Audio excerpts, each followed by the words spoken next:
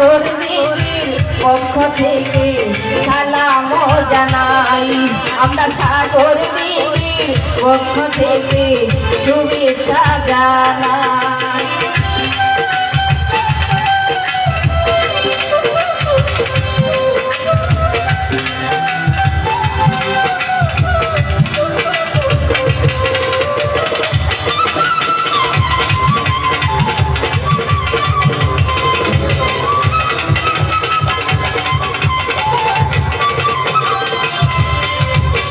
নাসির ভাই আমাদের কিন্তু যোগ্য নেতা ভাই, আমরা সবাই তার